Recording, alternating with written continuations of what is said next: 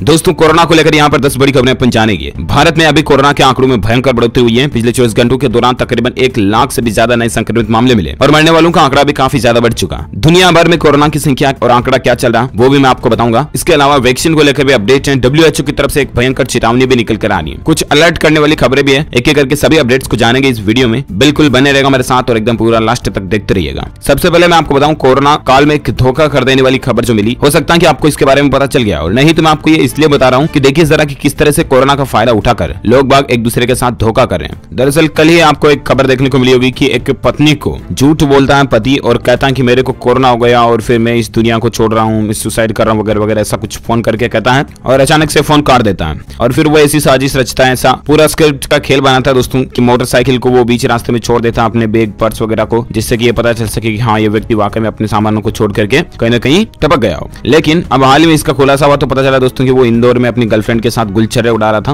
तो ऐसे भी कुछ धोखाधड़ी वाली घटनाएं देखने को मिल रही है। खैर आप सावधान रहे और सतर्क रहे, डायल 100, इसलिए मैं आपको यह खबर बता रहा हूँ। चलिए साथ ही अगला अपडेट है कि कोरोना की चपेट में आई शादी मुबारक की ये अभिनेत्री, पति और बेटे का भी अब टेस्ट होगा। जी हाँ, कोरोना का कहर कम होने का नाम नहीं ले रहा। इसकी चपेट में लगातार हर दिन कोई न कोई आ ही जाता है। फिल्म और टेलीविजन इंडस्ट्री में कोरोना वायरस खूब पैर पसार रहा, जिसके चलते हर रोज कोई न कोई सेलिब्रिटी भी इसके चपेट में आ ही जाते हैं। अब शादी मुबारक की अभिनेत्री राजेश्वरी सचदेवा भी कोरोना वायरस की चपेट में आ गई है। राजेश्वरी ने सोशल मीडिया पर इस बात का खुलासा भी किया है। शादी मुबारक धारावाहिक की अभिनेत्री राजेश्वरी सचदेवा का नाम भी कोरोना की लिस्ट में शामिल हो चुका है। उनके पति और अभिनेता वरुण बडोला और उन दोनों के बेटे का भी टेस्ट करवाया जाएगा। और इसी बीच खबर है दोस्तों की कोविड-19 से भारतीयों की आखिर कम मौतें क्यों हो रही है ना। तो BHU प्रोफेसर की एक स्टडी में इस बात को लेकर बड़ा खुलासा हुआ। क्या तो आइए जानते हैं। अगर आप ये सोच रहे हैं कि कोविड-19 संक्रमण में मृत्यु की दर अमेरिका और यूरोपीय देशों की तुलना में भारत में काफी कम है, क्यों, खासतौर पर भारत तथा दक्षिण एशियाई देशों की तुलना में, तो इस पर BHU के वैज्ञानिकों की अगुवाई वाली एक टीम के पास इस बात का जवाब मिला।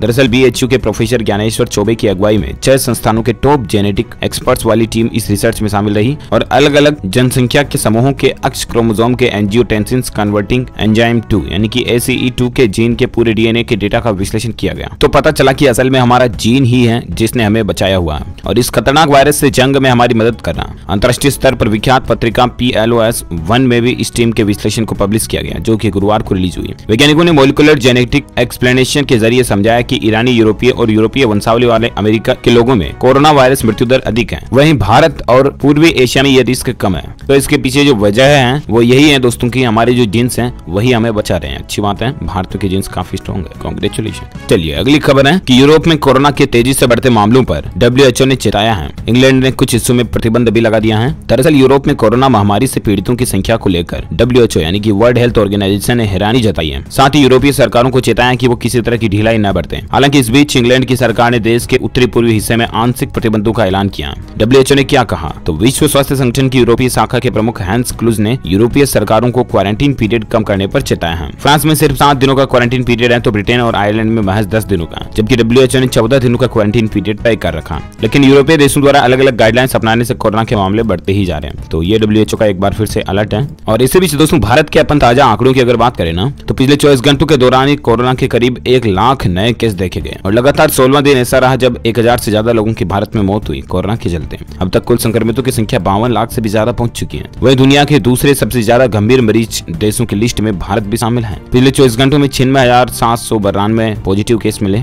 एग्जैक्ट आंकड़ों का डेटा आप देख पा रहे कि कुल केस 52,14,000 हो चुके हैं, जिसमें से 10,17,000 एक्टिव केस हैं यानी कि जिनका इलाज चल रहा है, जबकि 41,12,000 से ज्यादा लोग ठीक हो चुके हैं, घर पे आ चुके हैं। इस वायरस के चलते मरने वालों की कुल संख्या 84,372 से भी ज्यादा पहुंच चुकी है। तो दोस्तों ये तो रहा भारत में ताजा आंकड़ा, राइट। वहीं दुनिया भर के ग्लोबली वर्ल्ड वाइड आंकड़े पर नजर डालें तो पूरी दुनिया में कोरोना से 9.50 लाख लोगों की मौत हो चुकी है, यानी कि तकरीबन 9.5 लाख लोग इस वायरस के चलते मर चुके हैं। कुल 3 करोड़ से भी ज्यादा संक्रमित हो चुके हैं, जिसमें से 2.20 करोड़ लोग ठीक हो चुके हैं, जबकि 80 लाख से ज्यादा अभी भी एक्टिव है, सक्रिय हैं, जिनका इलाज चल रहा है। दुनिया में सबसे ज्यादा कोरोना मामले भारत, अमेरिका और ब्राजील में आ रहे हैं। वहीं बीते 3 दिन में कोरोना के सबसे ज्यादा मौतें क्रमशः अमेरिका, भारत और ब्राजील में हुई हैं, यानी कि चीन तो फैला फूलू के दूर हट गया, अब भुगत रहे दूसरे देश। और एक बड़ी खबर देखिए जरा दोस्तों की, विश्व में 3 करोड़ के पार हो चुकी है कोरोना संक्रमितों की संख्या, लेकिन सूची में इस क्रम पर है भारत। आखिर कौन सी लिस्ट में? तो दरअसल डेटा और आंकड़ा यह कहता दोस्तों कि इस समय दुनिया में भारत महामारी का केंद्र बन गया। हालांकि विश्व भर में अब तक जितने संक्रमित मिले हैं ना, उनमें से करीब आधे मामले तो अकेले उत्तरी और दक्षिणी अमेरिका में है। समाचार एजेंसी राइटर्स के डेटा के अनुसार दुनिया में गुरुवार को कोरोना पीड़ितों की संख्या 3 करोड़ के स्तर को पार कर गई है। ये कुछ देशों के डेटा भी आप देख सकते हैं, रूस, दक्षिण कोरिया, ऑस्ट्रेलिया और इजराइल वगैरह के। चलिए साथ ही वैक्सीन को लेकर अगली खबर देख पा रहे कि जानिए कौन सी है वे 3 वैक्सीन जो कि भारत में जगा रही सबसे ज्यादा उम्मीदें। जी हाँ, कोविड-19 वैक्सीन को लेकर केंद्र सरकार ने ताजा जानकारी दी है। स्वास्थ्य एवं परिवार कल्याण मंत्री डॉक्टर हर्षवर्धन के अनुसार भारत में जो वैक्सीन कैंडिडेट्स हैं ना, उनमें से 3 ऐसी हैं जो कि फेज 1, 2, 3 में पहुंच चुकी हैं। हर्षवर्धन ने गुरुवार को राज्यसभा में बताया कि प्रधानमंत्री नरेंद्र मोदी की गाइडेंस में एक्सपर्ट का एक ग्रुप भी बना हुआ जो कि वैक्सीन से जुड़े डेवलपमेंट्स पर नजर रखे हुए हैं। उन्होंने उम्मीद जताई कि अगले साल की शुरुआत में भारत के भीतर कोविड-19 वैक्सीन उपलब्ध हो जानी चाहिए। उन्होंने कहा कि हम दुनिया के उन गिने चुने देशों में हैं जिन्होंने इस वायरस को आइसोलेट किया। हालांकि मंत्री ने ताकीद करते हुए कहा कि वैक्सीन जब आएगी तो जादू की तरह 1 मिनट में 135 करोड़ लोगों को लगाकर इम्यूनिटी नहीं दे पाएगी। हर्षवर्धन ने कहा कि उतनी वैक्सीन तैयार होने में वक्त भी लगेगा, लेकिन कुल मिलाकर के एक बार आए तो सही ना दोस्तों, फिर तो बाकी सब कुछ देख लूंगा मैं, पर एक बार वैक्सीन तो आए ना। फिलहाल जो दोस्तों वैक्सीन डेवलपमेंट में है भारत में, जो फिलहाल कोविड-19 की कई वैक्सीन डेवलप हो रही है, उनमें से टॉप 3 वैक्सीन है जो कि जल्द आने की उम्मीद पर है। कौन कौन सी तो आप देख सकते हैं। सीरम इंस्टीट्यूट की कोविशील्ड वैक्सीन का भी ट्रायल चल रहा है। इसके अलावा एक है कोवैक्सीन जो कि पूरी तरह से देसी है, इसका फेज 2 ट्रायल जारी है जो पूरी तरह से भारत में बनी हुई है ना। Indian council of medical research यानी कि ICMR और भारत बायोटेक ने मिल करके इस वैक्सीन को तैयार किया है।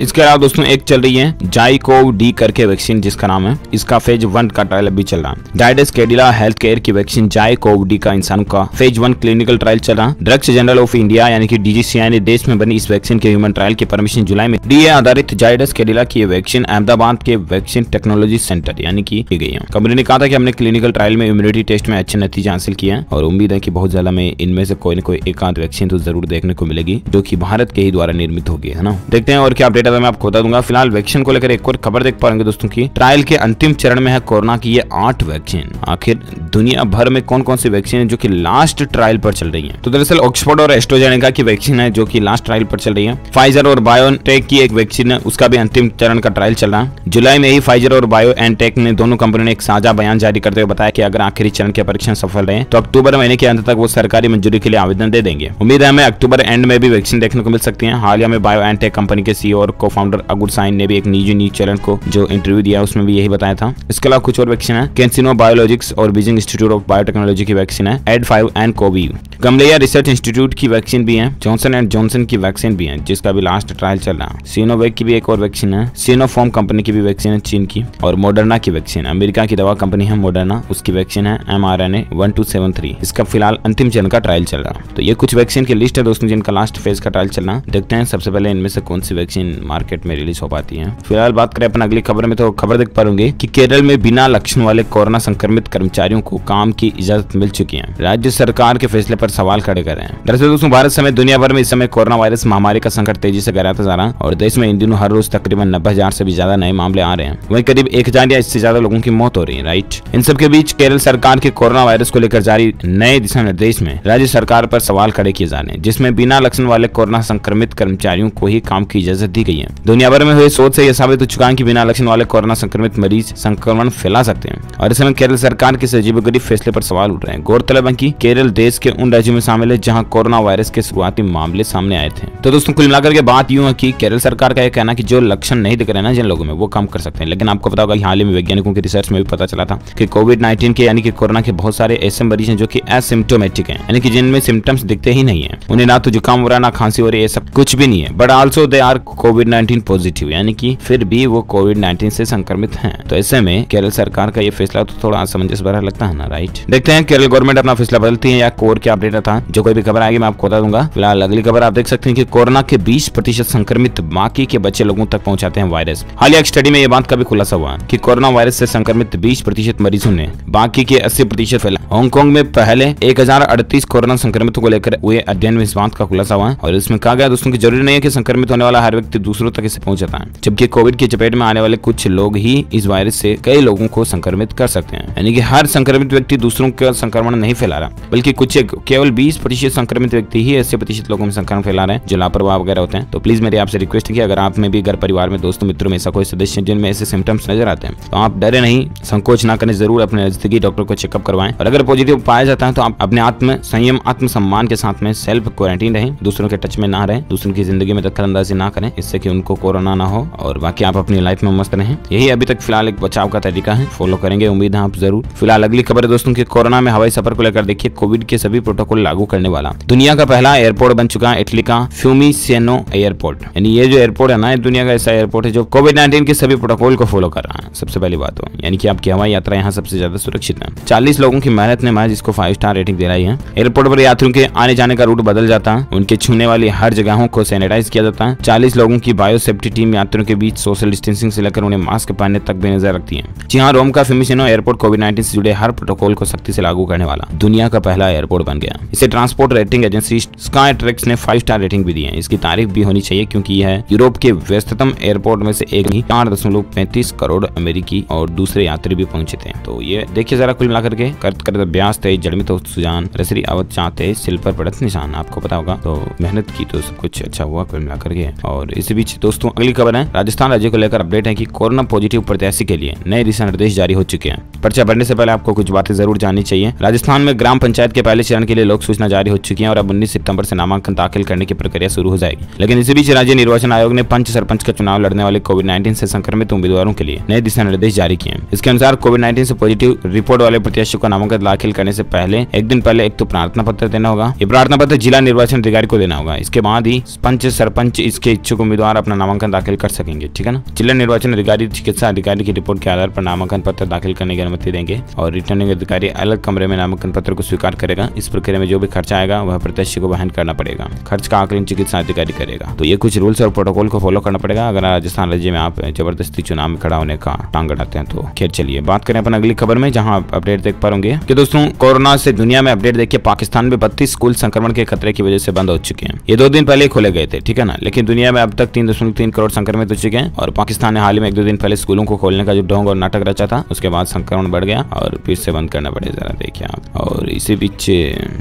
ओके दोस्तों, तो इस वीडियो में आज दिन भर की तमाम बड़ी खबरें और कोरोना के अपडेट्स को यहीं फिनिश करते हैं। आप मुझे कमेंट्स करके जरूर बताएगा कि आप कौन से राज्य में रहते हैं, ताकि पर्टिकुलर में आपके स्टेट गवर्नमेंट की तरफ से आने वाले समाचार भी आपके मोबाइल तक पहुंचा पाऊंगा। इस वीडियो को लाइक करना, ज्यादा से ज्यादा अपने दोस्तों के साथ फेसबुक और व्हाट्सएप पर भी शेयर करना। और साथ ही अगर आप DLS न्यूज चैनल पर पहली बार आए हैं ना, तो चैनल को सब्सक्राइब करके बेल आइकन जरूर दबा देना, ताकि आपको रोजाना के ताजा अपडेट्स तुरंत आपके मोबाइल पर मिलते रहेंगे। Thank you, take care, good bye, जय हिंद, जय भारत, वंदे मातरम।